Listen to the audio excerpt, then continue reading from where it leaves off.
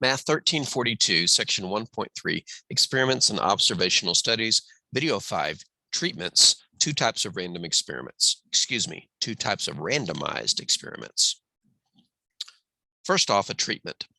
In a randomized experiment, the values assigned to the explanatory variables are called treatments. Let's underline that word since we're defining it.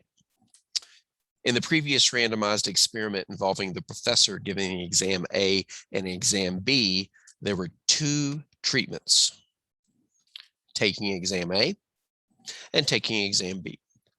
So that's all a treatment is. Your explanatory values, explanatory variables, values that it gets assigned during the experiment. Here's an example. Warming up is a regular part of almost every athlete's pregame routine, but the optimal amount to warm up is not always known.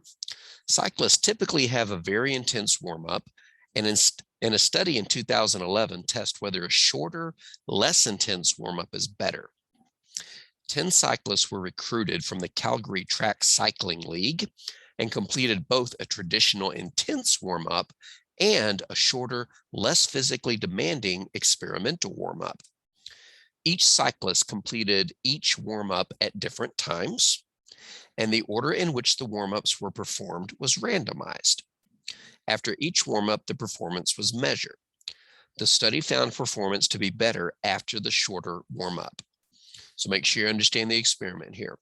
Each of the 10 cyclists is going to do both different warm-ups at different times. At one time, they're randomly selected to do either the traditional intense warm-up or the less physically demanding warm-up, and then they perform. And then later, they do the other warm-up and perform the same task. And the study found performance to be better after the shorter warm-ups. What are the treatments? Well, first off, what's the explanatory variable? What's the response variable? The explanatory variable is the type of warm-up that they did. The response variable is how they performed, their performance measure. So if the explanatory variable was the type of warm-up, then the treatments are the values of that explanatory variable. There are two treatments to be compared: the more intense traditional warm-up and the shorter, less intense experimental warm-up. What conclusion can we draw from the study? And specifically, can we conclude that shorter warm-ups lead to better performances? That depends. Was this a randomized experiment?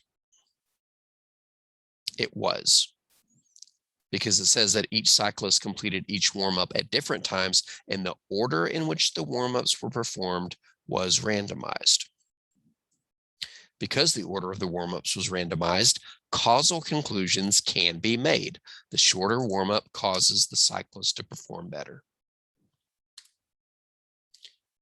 In the exam A versus exam B example, it was randomly determined which units got which treatment. Remember, some of the students got exam A, some got exam B. By contrast, in the cycling example, every unit got both treatments, but the order of the treatments was randomly determined. Oh, remember that a unit is just a single element of the population being studied. So again, in the exam A versus exam B, not everybody got both treatments. That means, well, nobody did because nobody took both exams. But in the cycling example, everybody got both treatments because everybody did a cycling performance after the short warm-up and a cycling performance after the traditional intense warm-up. Both ways of randomization yield valid randomized experiments. The former is known as randomized comparative experiment because two groups of units are compared. The exam A versus exam B. You guys took exam A randomly. You guys randomly took exam B. We're going to compare these two groups. The latter, the cycling example, is known as a matched pairs experiment because each unit forms a pair of data values, one under each treatment, and comparisons are made within each pair. So for your formal definitions, two types of randomized experiments.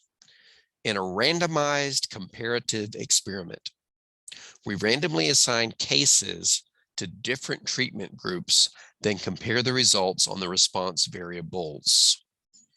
In other words, some of you do this, some of you do this, some of you do this. We'll compare each group's results. But in a matched pairs experiment, each case gets both treatments in random order, or cases get paired up in some other obvious way.